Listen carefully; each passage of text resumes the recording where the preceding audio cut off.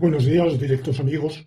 Voy a continuar donde lo dejé la semana pasada, que recuerdan que era la, la reflexión que hace Leibniz en los ensayos de Teodicea, de, desde su concepción que necesitarista, determinista, necesitarista en sentido, como lo podemos diagnosticar desde fuera, aunque él rehúsa llamarse necesitarista porque trata de evitar la acusación que se le dirigió de espinocismo. Y él se esfuerza con empeño, con denuedo, en deslindar su filosofía de la de Spinoza, acusada de ateísmo, materialismo, y ciertamente, bueno, ni Spinoza es ateo ni materialista, ninguna, esas acusaciones no son verídicas, pero en el caso de Leibniz todavía menos, porque ciertamente Leibniz cree en un Dios infinitamente bueno, sabio, todopoderoso, dentro de lo posible, que para Leibniz lo posible es muy poco. Pero necesitado, aunque él rehúsa usar esa palabra, necesitado por su propia naturaleza a escoger siempre lo mejor y por tanto a crear el mejor mundo posible. Y en esa visión, en esa metafísica, los acaecimientos son contingentes sólo en el sentido de que nosotros no podemos deducir del concepto sujeto el concepto predicado. Pero Dios lo hace porque no necesita ir deduciendo paso por paso, sino que tiene en su mente toda la cadena deductiva que es infinita. Por tanto, en rigor, en el sentido usual de la palabra, que no es el sentido de Leibniz, todo lo que acaece, acaece necesariamente. Es decir, aunque en otros mundos posibles no acaezca, el mundo que Dios se ve necesitado a crear, que es el mejor, encierra el acaecimiento en cuestión. Y por tanto, es imposible que en este mundo, en el mundo real, que es el único que Dios puede crear, deje de acaecer. Entonces, desde esas premisas, la imputabilidad o reprochabilidad o loabilidad por lo que hace un agente es totalmente relativa. Es decir, para Leibniz hay imputabilidad, achacabilidad, pero solo en el sentido de que esas acciones u omisiones se derivan de su carácter, su personalidad, su modo de ser, que le es consustancial, y por tanto no son achacables a un accidente, a una intromisión de un hecho fortuito, ajeno, sino que vienen de él y por tanto vienen de la gente, lo bueno y lo malo, y por tanto le es atribuible, le es achacable, y al serle atribuible, achacable, hay verdadera responsabilidad. Pero se da cuenta de que no es la responsabilidad en sentido vulgar, que se daría solo cuando el agente tenía otra opción que hubiera podido seguir. Es decir, que actúa con libre albedrío, dadas todas las condiciones externas y externas para la decisión, el agente puede decidir y puede no decidir. Y en caso de decidir, puede decidir en un sentido o en otro. Eso es lo que normalmente se entiende, el vulgo entiende como verdadera atribuibilidad o achacabilidad. Eso es lo que entienden también aquellos filósofos y teólogos que se agarran al señuelo del libre albedrío. Eso es lo que Leibniz rechaza. Y por tanto, el fundamento para Leibniz, como para todos los ilustrados, un poquillo podríamos exceptuar quizá a Rousseau, que es el que más se acerca a la defensa del libre albedrío, el único, que tampoco lo hace claramente del todo. Pero todos los demás ilustrados, y desde luego toda la corriente enciclopedista posterior a Leibniz, considera que la única justificación del castigo, de la pena, es la prevención, esencialmente y principalmente la disuasión. Esa es la idea de Filangieri, de Beccaria, un siglo después, casi que Leibniz. Vamos, en todo caso, varios decenios después de la muerte de Leibniz. Pero ya Leibniz, que es el verdadero fundador de la Ilustración, ya Leibniz había sostenido esas ideas. Ciertamente que en el caso de Leibniz lo hace todavía con una jerga, un vocabulario, un léxico que mira al pasado, muy teológico, que se presenta formalmente como acorde con la tradición escolástica, teológica, pero si vamos al contenido de sus ideas, su teología es la teología racional de la Ilustración, y su Dios, aunque es providente, pero en el fondo entre el Dios providente de Leibniz y el Dios gran arquitecto del universo, del deísmo de Voltaire, por ejemplo, la diferencia es terminológica, principalmente terminológica. De manera que esas mismas ideas, esas mismas concepciones que van a fundar en la Ilustración avanzada, las nuevas teorías que van a humanizar el derecho penal, e incluso yo llegaría más lejos, diría que el determinismo de Leibniz y su fundamentación de la pena lo acercan a la escuela positivista de derecho penal italiana de finales del siglo XIX y comienzos del XX, particularmente Enrico Ferri.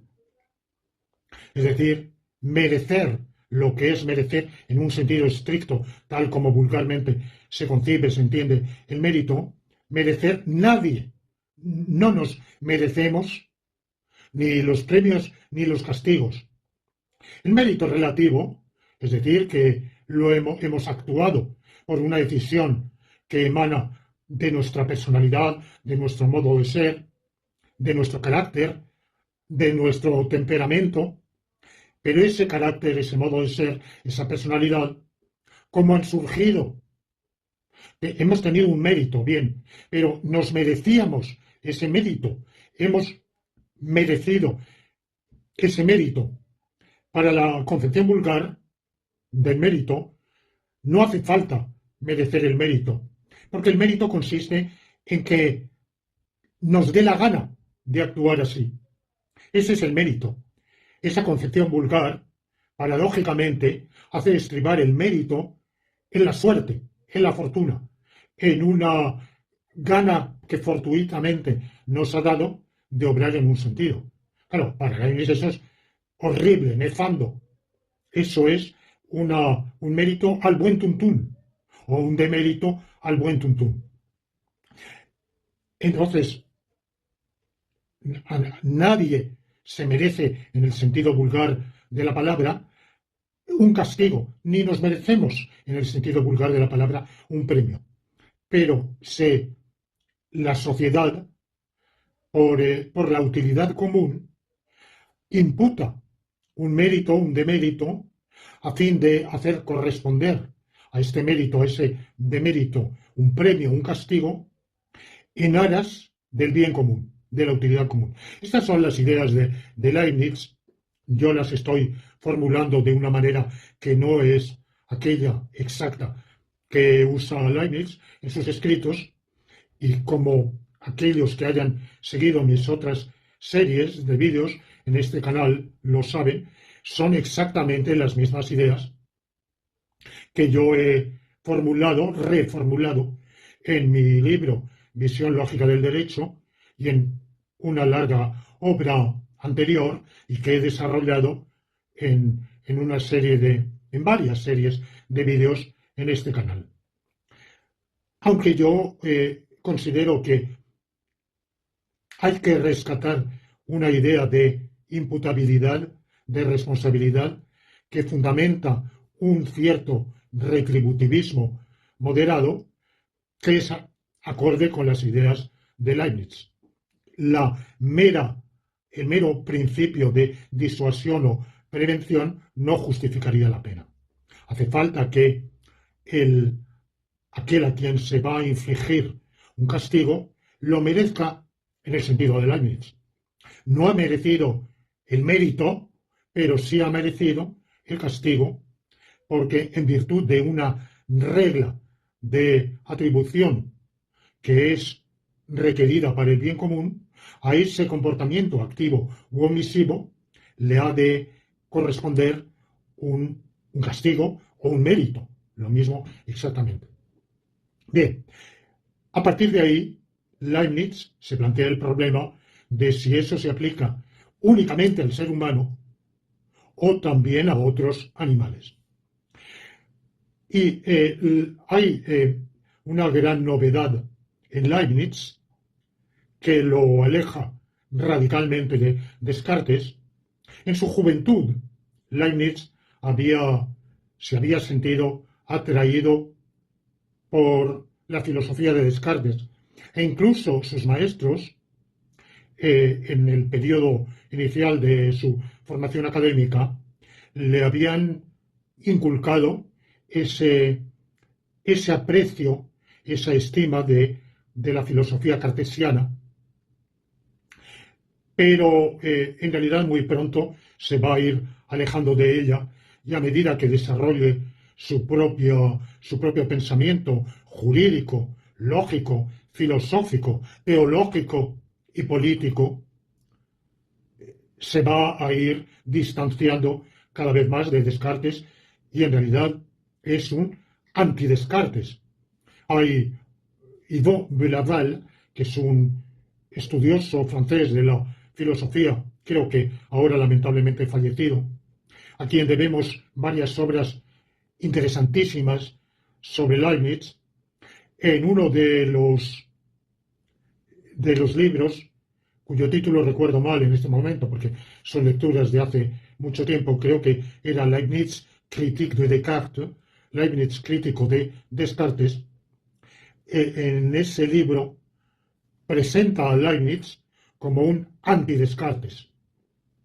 Bien, Leibniz se va persuadiendo en la evolución de sus propias ideas de que todo en Descartes es erróneo. Y lo poco que no es erróneo es inexacto. Es decir, que las pocas veces que Descartes se acerca a una visión fundada, lo hace mal. Entonces, incluso en eso necesita corregirse. Y entre muchísimos otros aspectos de la filosofía cartesiana, Leibniz rechaza la abismal dicotomía que abraza a Descartes entre el ser humano y los demás seres de la naturaleza. Para Descartes parte de un dualismo absoluto entre el espíritu y la materia. La materia para él se reduce a extensión, es res extensa, y el espíritu a res cogitans. Entonces, el hombre, para Descartes, es un alma que tiene un cuerpo. Claro, esto también Descartes anda con pies de plomo, porque en realidad esa reducción del ser humano al alma, y no al compuesto inemórfico alma-cuerpo, está rechazada por la Iglesia, porque es contraria a la doctrina de Santo Tomás de Aquino. Pero Descartes es muy agustiniano y San Agustín, si no lo dice exactamente con esas palabras, pero es su visión, el hombre es alma, no cuerpo. Tiene un cuerpo, pero de suyo es alma. También San Agustín tiene que tener un poco de cuidado, porque si va demasiado por ese camino, rechazaría la resurrección de la carne, que es una enseñanza evangélica. Entonces, si el hombre es alma, alma inmortal, ¿qué necesidad tiene de que resucite su cuerpo? Bueno, como vemos, todos esos asuntos son muy delicados en filósofos. Bueno, San Agustín es un teólogo más que un filósofo. Solo marginalmente un filósofo. Pero en cambio Descartes es un filósofo, no teólogo, quiere ser completamente, hacer un pensamiento que no se introduzca para nada entre la teología, pero evidentemente que sea respetuoso de la teología, por prudencia. No porque considere que la filosofía está sometida a la teología o subordinada a la teología, sino porque considera que el filósofo, naturalmente, tiene que ser, por una razón prudencial, tiene que ser cauteloso en lo que diga por la cuenta que le trae. Bien, entonces, la idea de Descartes es que el ser humano que tiene alma, que es alma, mejor dicho, un alma que está en un cuerpo, como el jinete monta un caballo, pero el individuo, el, el, el agente, el soldado de caballería, no es una mezcla, no es un híbrido de humano y caballo, es solo el humano, que tiene que montar un caballo que lo conduce con las riendas, que, que lo somete a su voluntad, pero el caballo es un mero instrumento. Bueno, pues el cuerpo del hombre, para Descartes, es un instrumento. Ese instrumento no siente, no percibe, no, no tiene ninguna de las cualidades ni actuaciones que atribuimos a la decisión, a la percepción, a la sensación, a la memoria, al pensamiento. Ahora, los animales no humanos no tienen alma, porque nadie tiene alma. No tiene, para Descartes, no tenemos alma. Somos alma o almas que tienen cuerpos. Pero los animales son cuerpos. Los animales no humanos, quiero decir, son cuerpos. En realidad, para Descartes, el ser humano no es un animal. Tiene un animal, que es nuestro cuerpo, pero no es ese animal. Se sirve de él. Como saben, el alma gobierna el cuerpo, igual que el jinete maneja el caballo con las riendas, el bocado, las espuelas, el látigo. Bueno, pues el alma maneja al cuerpo a través de la glándula pineal que está en nuestro encéfalo.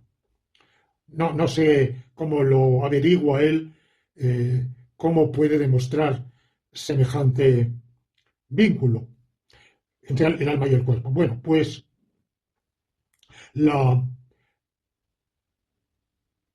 para Descartes, por consiguiente, los animales no humanos, en la filosofía cartesiana podemos decir los animales, puesto que el hombre, según él, no es un animal. Los animales son máquinas, no perciben, no sienten, y por eso él dice, me acusan de maldad para con los animales, porque considero que el ser humano puede hacerles lo que le dé la gana, como de hecho lo hace. Pero yo soy, en cambio, benigno para con el ser humano, para con el hombre, porque esos que se apiadan por el animal al que hacemos sufrir, al que fustigamos, al que azotamos, al que imponemos un trabajo extenuante que a veces le cuesta la vida.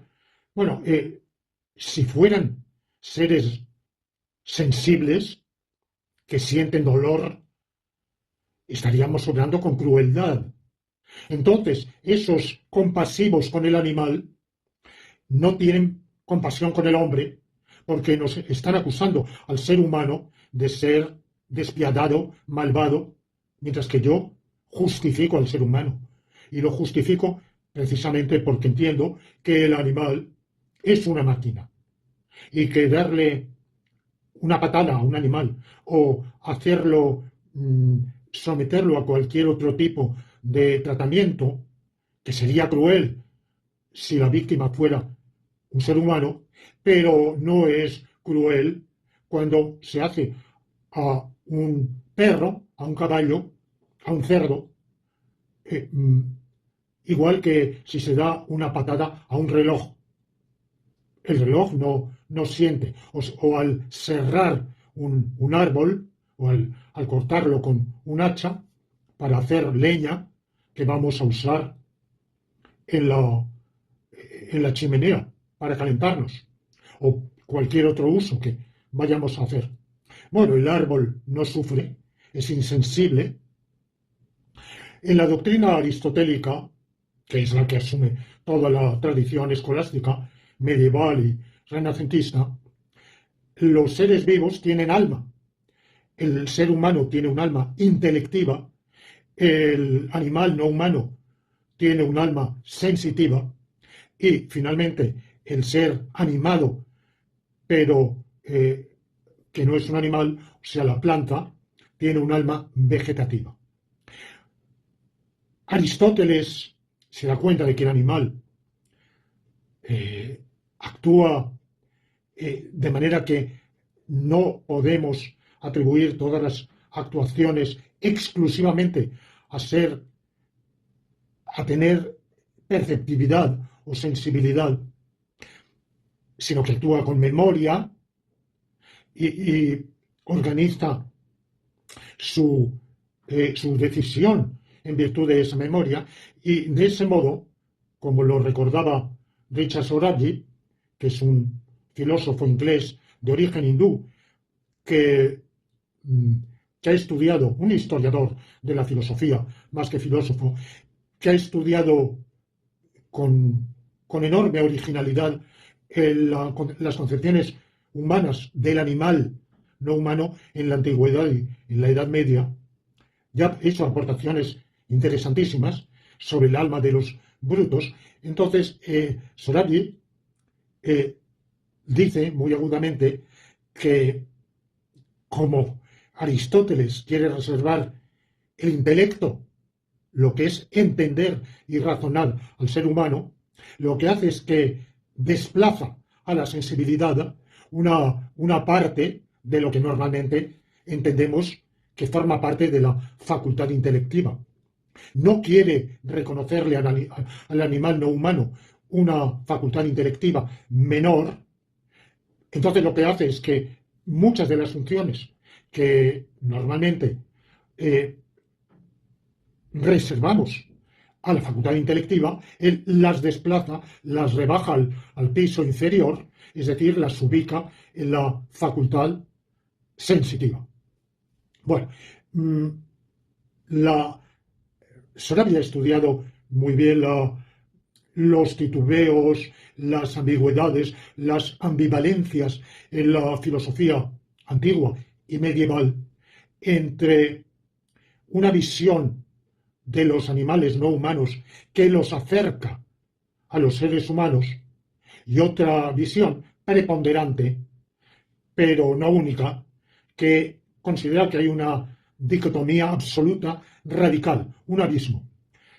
Y, por ejemplo, recuerda al platónico Plutarco, que abraza esa concepción de acercamiento, de afinidad, de cierta comunidad hombre-animal, a los estoicos, que en cambio eran partidarios de una dicotomía absoluta. Como vemos, estos problemas en realidad son muy antiguos, luego van a ser retomados, reformulados en diversos periodos del pensamiento, a lo cual me voy a referir. Pero en todo caso, al llegar el siglo XVII, tenemos la concepción cartesiana del abismo, de la distancia infinita entre el hombre y el animal, y en cambio Leibniz, por su principio de continuidad, considera que todas las diferencias son de grado. Y por tanto, él dice, por ejemplo, la quietud es un movimiento infinitesimal, es el grado mínimo del movimiento. La solidez es el grado mínimo de fluidez. Entonces, entre el hombre y los demás animales hay una continuidad. Somos, evidentemente, llevando a sus consecuencias, él no lo hace, su visión, podríamos hablar de parentesco entre el hombre y el animal, y si hay parentesco, tiene que haber habido evolución. Tenemos que abrazar un transformismo. Aquí y allá, hay atisbos, vislumbres en uno u otro escrito de Leibniz, por ejemplo, en los nuevos ensayos sobre el entendimiento humano, donde, digamos, parece esbozar o medio esbozar esa idea de un parentesco, de lo cual se deduciría una evolución. Entonces, claro, para Descartes, como vemos, y no solo Descartes, en general hay que ver que Descartes alcanzó en su siglo una influencia enorme, que por un lado fue al principio brutalmente hostigado y hasta represaliado, no ya por las autoridades doctrinales del catolicismo, de las cuales él se había puesto a salvo viviendo en la Holanda calvinista y más tarde pasando los últimos tiempos de su vida en otro reino protestante también, luterano, el de Suecia, visitando Francia esporádicamente, pero en el país de residencia, en Holanda, también las autoridades doctrinales de la Iglesia calvinista y de la universidad estigmatizaron su pensamiento heterodoxo. Sin embargo, a pesar de esas condenas, esas estigmatizaciones, Descartes penetró justamente porque él había escrito en francés de un modo que presuntamente prescindía de toda erudición, de todo conocimiento de la tradición filosófica, filosofaba teóricamente a partir de la nada, sacándose del magín del ego sum, del cogito ergo sum, sacaba toda la filosofía. Dadme el yo que duda y que se percata de que duda, y os haré un mundo. Os haré, vamos, sale toda la filosofía, la concepción de Dios, de la materia, del universo, de las leyes de la mecánica, todo sale indirectamente de ahí. Y ese modo de hacer filosofar encuentra un amplio eco en la opinión, desde luego hablamos de la opinión de gente más o menos culta, pero gente que no tenía una formación filosófica.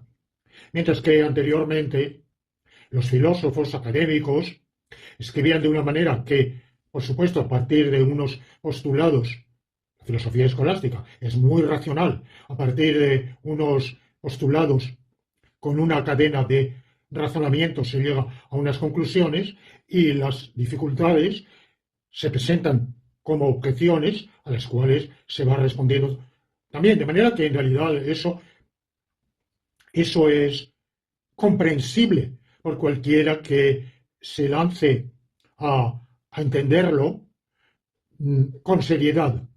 Pero el estilo, la abundante referencia a autores precedentes hace que lo que se llama en el siglo XVII, XVIII, l'honnête homme, el hombre honesto, primero, no son solo hombres, justamente, la filosofía deja de ser un quehacer masculino para atraer también a miembros del bello sexo. Desde luego, vamos a ver, ¿quiénes? ¿Qué miembros? Miembros de la alta sociedad. Pero en fin, el cartesianismo, pues en la gente, desde luego, culta, pero de una cultura que no es la del latín y no es la de quien ha estudiado filosofía, sino ambientes mucho más amplios. Pues las queridas de Luis XIV, por ejemplo, ese tipo de ambiente, Madame de Sévigné, todo ese mundo femenino, que es uno de los avances del siglo XVII, en que dentro de la alta y media alta sociedad empiezan a abundar las mujeres con cultura, digamos, que han adquirido un aprendizaje intelectual del cual está excluido el latín, que se considera demasiado difícil para mentes femeninas, pero aparecen las primeras novelistas, la Princesse de Clèves, por ejemplo, es una obra escrita por una novelista francesa. Bueno, pues existe ese ambiente culto, pero que no es lo mismo que la cultura académica, con los grados de el bachillerato, la licenciatura. Es algo más amplio. Y en ese ambiente mucho más amplio, el cartesianismo encuentra una difusión muy grande. Claro que prudente, porque se sabe que los libros de Descartes han sido inscritos por la autoridad eclesiástica en el Index Librorum Prohibitorum, en el índice de libros prohibidos, por tanto que su lectura, bueno, hay que hacerlo con permiso del confesor, pero el hecho es que con todas esas prudencias y limitaciones del rechazo inicial radical, enérgico, implacable, que la universidad siguió siendo hostil a Descartes durante todo el siglo XVII. Fue después cuando poco a poco abrazó muchas doctrinas de Descartes. Pero la autoridad, el magisterio eclesiástico católico y protestante, todos habían condenado inicialmente a Descartes, pero en los ambientes cultos o medio cultos de la alta sociedad o de la sociedad entre media y alta, bueno, pues había incluso justamente medios femeninos, porque se los había excluido hasta entonces totalmente de una filosofía escolástica que solo se escribía en latín. Bueno, pues el cartesianismo se extiende y con él la idea de que el espiritualismo, la idea de que el ser humano es un puro espíritu, que la materia no importa, que el cuerpo no importa. Bueno, hay que atender sus necesidades, sin duda, como el jinete se preocupa por su caballo, por la utilidad que le va a reportar, no porque le importe lo más mínimo el bienestar del caballo, que según el cartesianismo el caballo no experimenta ni bienestar ni malestar. Ese cartesianismo va a tener un efecto importantísimo en algo que voy a invocar enseguida, que son los juicios contra los animales no humanos. Pero antes de llegar a ello, en contraste con Leibniz, como vemos, es un gradualista, es un continuista, las diferencias son de grado y además existen todos los grados. El principio de continuidad lo lleva a afirmar que el principio de plenidad, de continuidad y el principio de plenitud. Ya sabemos que para Leibniz Dios tiene que crear el mejor mundo posible y el mejor mundo posible es aquel que contiene más realidad. Las esencias, antes de existir, tienen una cantidad de entidad, de ser. Se gradúan por mayor o menor ser. Esta es una idea que Leibniz toma de la tradición escolástica. Tradición escolástica, particularmente tomista, a la cual que él siempre defendió. Es otro de los motivos de su oposición a Descartes. Descartes pretende echar al basurero toda la tradición escolástica. En cambio, Leibniz, considera que el individuo humano no es nada sin la sociedad y que la sociedad actual no es nada sin las generaciones precedentes, que toda obra humana es colectiva, que todo lo que creemos mérito exclusivo nuestro es mérito también de los demás con quienes hemos interactuado. Por eso en su correspondencia agradece las ideas, las sugerencias, las objeciones. En realidad, gran parte de su obra está escrita como respuesta a objeciones. Bueno, eso ya lo había hecho Descartes, pero en el caso de Descartes será inconsecuente, una incongruencia más de su pensamiento. En el caso de Leibniz es perfectamente congruente con su visión, con su pensamiento continuista. Bueno, pues la idea de grados de realidad, de entidad, de ser, es una idea que está, por ejemplo, en Santo Tomás, y que en Santo Tomás da pie a una de las 5 vías para demostrar la existencia de Dios. Una de esas 5 vías es lo que se llama argumento climacológico, de clímax en latín. Bueno, es una palabra de origen griego que quiere decir la cumbre, la escalada, la ascensión. Bueno, pues es el argumento de ascensión de lo menos existente a lo más existente, de lo que tiene menos realidad, menos ser, a lo que está en la cúspide, porque él tiene un argumento de que donde existe lo menos, existe lo más, y cuando existe lo más, en toda serie en la que hay un menos y un más, hay un máximo. Claro, por supuesto, en matemática no se acepta.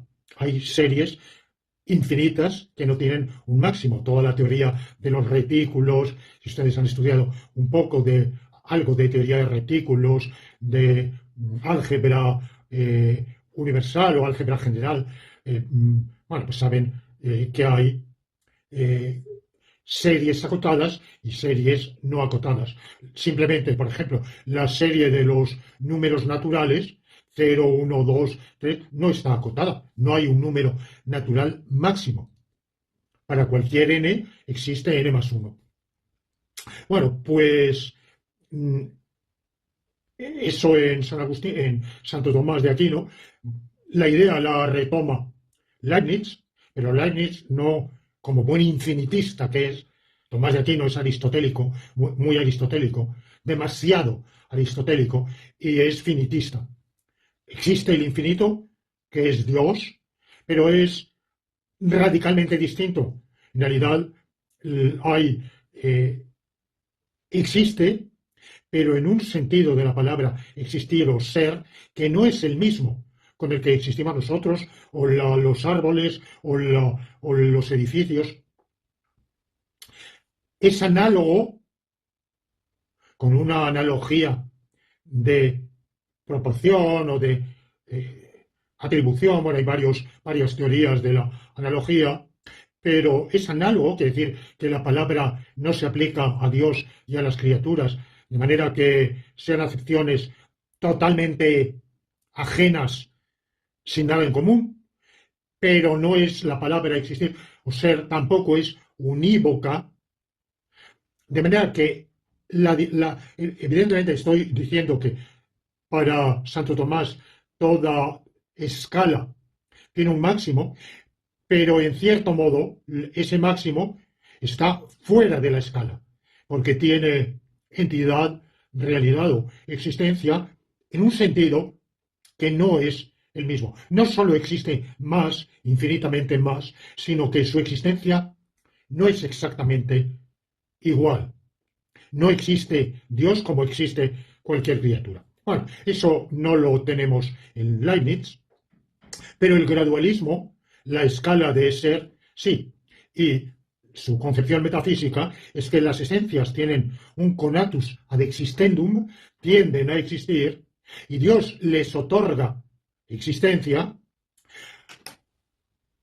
con una condición, que conjuntamente, al alcanzar la existencia, integren un orden, eh, un orden de cosas, un orden existencial eh, que, que sea, que se sostenga.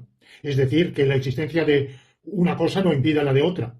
Y como cada ente, cada existente, encierra en su concepto todo lo que hará y todo lo que le sucederá, decir que esos entes, esos existentes, han de ser composibles, no solo posibles de suyo, sino composibles, quiere decir que entre todos los estados de cosas, aunque Leibniz no usa esa terminología, pero para entenderlo, todos los estados de cosas del mundo creado han de ser congruentes, han de formar, pero a la vez han de ser, por el principio de plenitud, han de existir todos los grados, por lo menos todos los grados que sean compatibles. Puede que haya alguna razón que no captamos, que no percibimos, que no entendemos, porque nuestra inteligencia es finita, que determine que algunos de esos grados haya que saltárselos.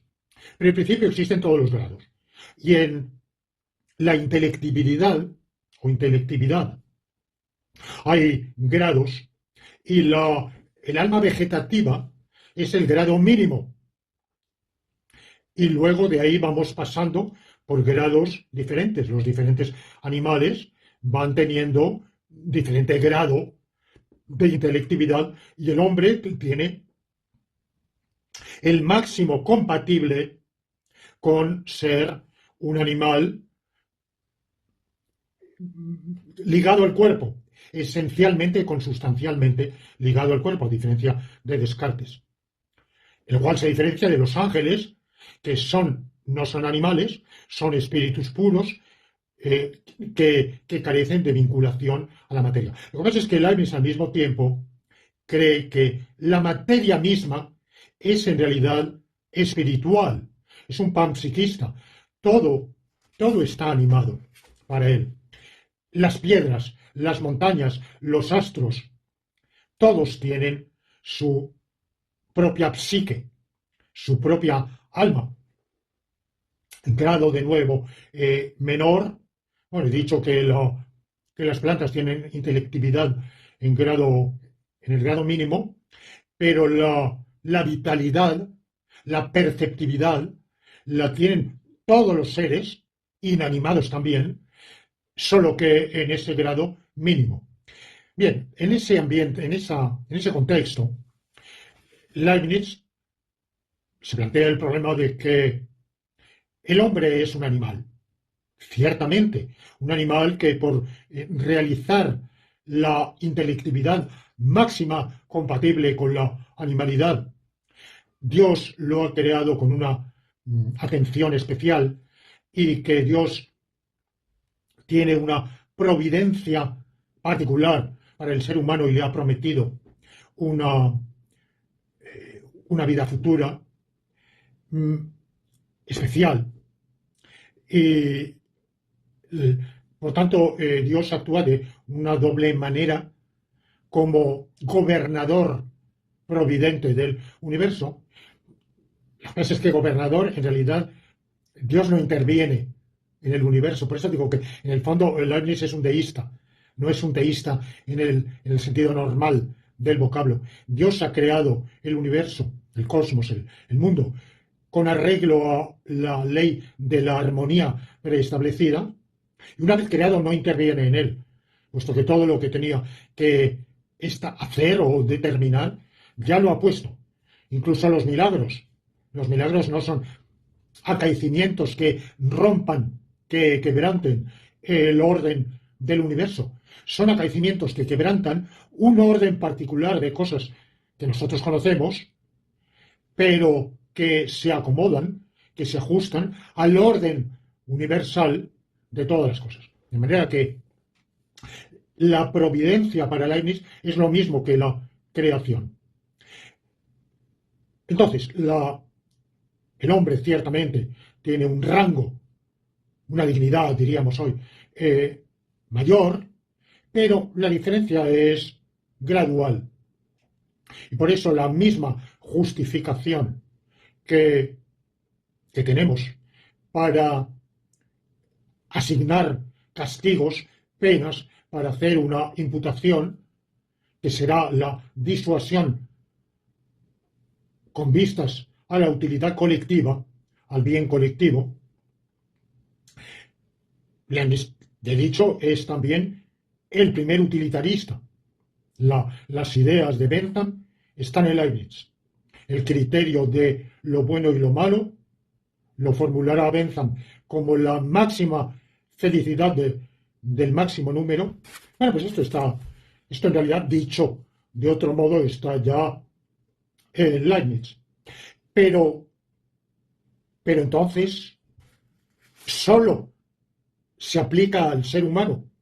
Y Leibniz, en los ensayos de Odisea, puede que en otros lugares también, ahora mismo no lo recuerdo, menciona una costumbre de la cual ha oído hablar, de que algunas poblaciones africanas, martirizadas por los ataques de leones, víctimas de esos ataques, han procedido a ejecutar, matar a los leones y quizá infligirles una muerte especial. Ese detalle no lo recuerdo, en todo caso es secundario, y exhibir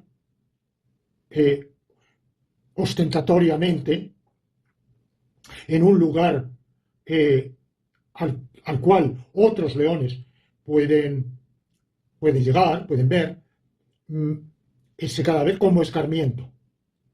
Y Leibniz se pregunta si eso es acertado, si es correcto. Y contesta, si es eficaz, sí. No dice ni sí ni no. No, yo no lo cuestionaría, o no lo cuestiono, si se demuestra la eficacia. Muy problemática, porque claro, que el león haga todo el razonamiento de que eso le ha pasado a un congénere suyo por haber atacado a seres humanos o a poblaciones humanas o a sus rebaños, y que en castigo se lo han infligido los seres humanos, y que si él se comporta de manera similar va a arriesgarse a ese tipo de punición. Bueno, esto supone un razonamiento. No es que el león sea incapaz de razonar, pero el ámbito de su razonamiento es aquel que está conformado, delimitado, circunscrito por lo que es su experiencia común. Y su experiencia común seguramente es inverosímil que lo lleve por ese vericueto argumentativo. La verdad es que yo no lo sé, y desconozco incluso si los estudios de etología de nuestro tiempo los saben. Claro, la etología es en realidad una ciencia, una rama de la biología, de la zoología muy reciente. El hombre, desde el neolítico, incluso desde el paleolítico, ha vivido en contacto con animales y ha tenido una perspectiva de el carácter del animal, de sus inclinaciones, de cómo actúa, por tanto, también de cómo, aunque luego haya orgullosamente pretendido que solo el hombre es un animal racional, pero en realidad todos aquellos que han tratado con animales saben que esos animales razonan. Por ejemplo, leamos el tratado sobre la equitación de Jenofonte, sobre el arte hípico, y veremos que Jenofonte atribuye al caballo una capacidad de razonar, de inducir, de, eh, de llegar de unas premisas a unas conclusiones. Y por tanto aconseja al jinete, a quien se entrene en el arte de la hípica, un modo de actuar para con el caballo, no por compasión, aunque él expresamente condena la crueldad innecesaria o excesiva, las aconseja el entrenar a los caballos con paciencia, con benevolencia, pero porque considera que eso es más eficaz, no porque le importe el bienestar equino, para nada. Bien, pero hay claramente una atribución de un pensamiento y de un razonamiento, aunque sea limitado, de los animales, sobre todo de animales tan inteligentísimos como son otros mamíferos.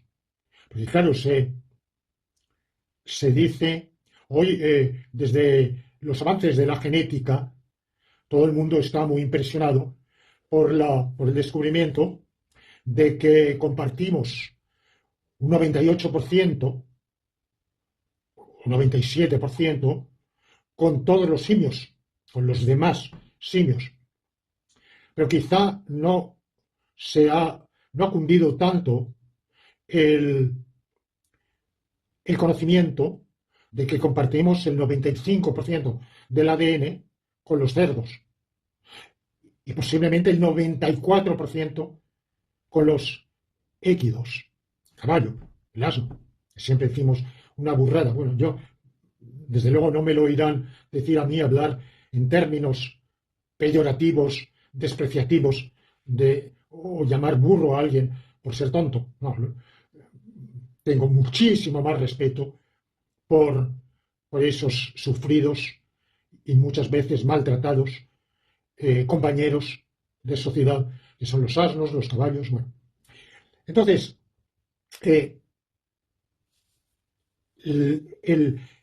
la atribución de unas cualidades y rasgos psíquicos a otros animales es algo antiquísimo, pero el estudio científico, experimental, empírico, pero no hecho como aficionados, sino con rigor, con anotación precisa, con protocolos de observación.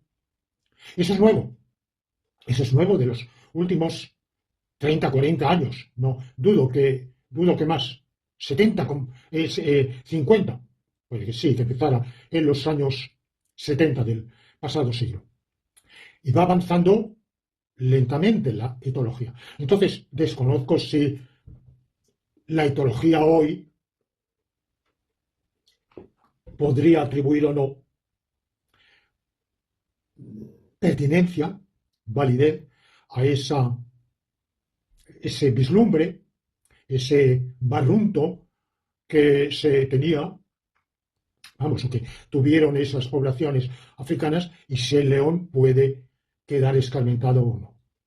Pero aquello en lo cual yo quería desembocar hoy, pero el tiempo se me ha agotado y por consiguiente lo dejo para el domingo que viene, es que Leibniz no habla de ello, los juicios contra animales no humanos. Juicios contra animales no humanos de los cuales seguramente ustedes han oído hablar.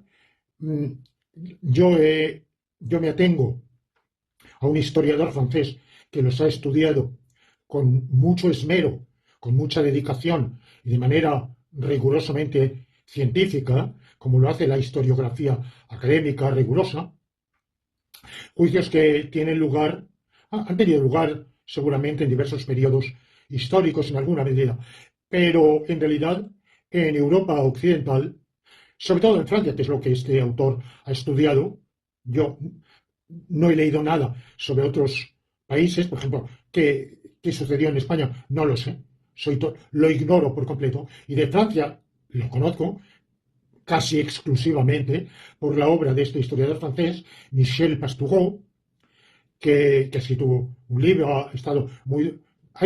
es un historiador de una escuela académica especial, porque es licenciado, doctor de la École des Chartes, una escuela documental. ¿Cómo traducir? École des Chartes, escuela. Chartes son documentos. La escuela de que es, en la cual se estudia más que los hechos de la lucha política, del ejercicio del poder político, de la vida socioeconómica. Bueno, todo eso aparece, pero a través del documento. Bueno, pues este autor se ha especializado en dos grandes temas de la cultura medieval. Es lo que se suele llamar un historiador de la cultura. Practica la historia cultural y se ha especializado en dos temas: la historia de los animales en la Edad Media y la historia de los colores, también principalmente en la Edad Media. En cuanto a los animales, ha estudiado los juicios contra los animales, del cual hablaré, como se me ha agotado el tiempo hoy, hablaré el próximo domingo, que empiezan seriamente en el siglo XIII, hacia 1250, y terminan bastante súbitamente. Es decir, que antes puede que haya habido, pero serían rarísimos. Y empiezan a proliferar, a extenderse de manera desigual según las provincias de Francia, según las regiones, hacia 1250. Piensen ustedes que es también el periodo en el cual las ideas de San Francisco de Asís también se difunden. San Francisco de Asís, con su famoso hermano lobo y su concepción de que entre el hombre y los demás animales hay un vínculo de hermandad, cosa que para otros es impresionante. Hay un problema ahí en la escuela franciscana, porque por un lado la escuela franciscana es muy espiritualista, es decir, tiende a concebir al hombre preponderantemente como alma, hereda esa concepción de San Agustín, de que el vínculo entre el alma y el cuerpo es esencialmente un vínculo de subordinación, de utilización. El cuerpo es un instrumento del alma, que será la de Descartes, claro. Pero claro, no llegando al extremo de Descartes. Pero al mismo tiempo, paradójico si quieren, hay en la obra misma de San Francisco de Asís y en sus discípulos, San Aventura, indirectos, San Aventura, Duns Scoto, hay una idea de vinculación, de hermandad, de afinidad entre el hombre y los demás animales. Tengo yo esa hipótesis de que esas ideas de afinidad hombre-animal tienen algo que ver con el surgimiento casi súbito de los juicios en que los enjuiciados son animales no humanos, y el final también termina bastante súbitamente la práctica hacia 1650. Y Michel Pastoureau atribuye esa finalización muy rápida a la influencia de las ideas de Descartes. Son tan heterogéneos el hombre y los animales que atribuir al animal algún tipo de comportamiento, comprensión, capacidad de inferencia, por tanto de escarmiento, similar a la del ser humano, pues es saltar un precipicio infranqueable que no se puede saltar. Entonces, no, se puede pretender o afirmar que uno lo ha saltado, pero en realidad es completamente infranqueable. Ahora, cuando tienen la fecha que según la autoridad indiscutible de Michel Pastoureau es la fecha aproximada de finalización de esa práctica, 1650, es un año en el cual Leibniz tiene su cuarto cumpleaños, en el mes de julio de 1650, porque ha nacido en el 46. De manera que cuando Leibniz llegue sea un veinteañero, un joven filósofo, en 1666, era una práctica que había cesado de tener lugar. Al margen de la idea extrema de Descartes, que como digo, tuvo una amplísima difusión en los medios de cierta cultura no académica, pero claro, no quiere decir que todo el mundo, ni la mayoría, fueran convencidos por esa afirmación tan extrema de Descartes de que los animales son máquinas. Pero en una versión más atenuada, muy difundida, sí fue el aserto de que el animal pertenecía a la naturaleza en la cual no hay ni bien ni mal. El animal quizá no es tan maquinal como lo ve Descartes, quizá tiene, como lo afirma la doctrina escolástica y aristotélica, tiene un alma sensitiva, pero lo que no tiene es una capacidad de distinguir el bien del mal. No sabe, desconoce, no puede tener las nociones ni del bien ni del mal. Y como no tiene esas nociones ni del bien ni del mal, entonces no tiene imputabilidad, no tiene mérito ni demérito, y por consiguiente no puede ser juzgado. Habrá que tratarlo con arreglo a criterios de utilidad en provecho del hombre. Quizá en algún caso de sensibilidad se podrá tener compasión, pero porque se sabe que tiene sensibilidad. Pero vamos, para eso, en general, en el siglo XVII no hay tal sensibilidad, que irá viniendo después. Y el juicio, enjuiciar, someter a juicio a un animal no humano, pierde su sentido precisamente por ese motivo, que no pueden distinguir el bien y el mal. En cambio, el ser humano es capaz de conocer el bien y el mal. Adán y Eva comieron, desobedecieron a Jehová en el Edén, comieron de la fruta del árbol del bien y del mal, y por tanto saben qué es el bien y qué es el mal. Lo saben distinguir, eso es lo que los hace responsables, moralmente responsables, y sin responsabilidad moral carece de sentido la responsabilidad jurídica. Y ahí es donde quiero ir a parar. Si tenemos ese conocimiento del bien y del mal, ¿en qué medida? ¿Y en qué medida eso puede ser un móvil de nuestra conducta? Si obramos porque es bueno, o a lo mejor obramos porque es malo. ¿Y por qué? ¿Por qué tan frecuentemente se obra el mal? ¿Por qué el mal está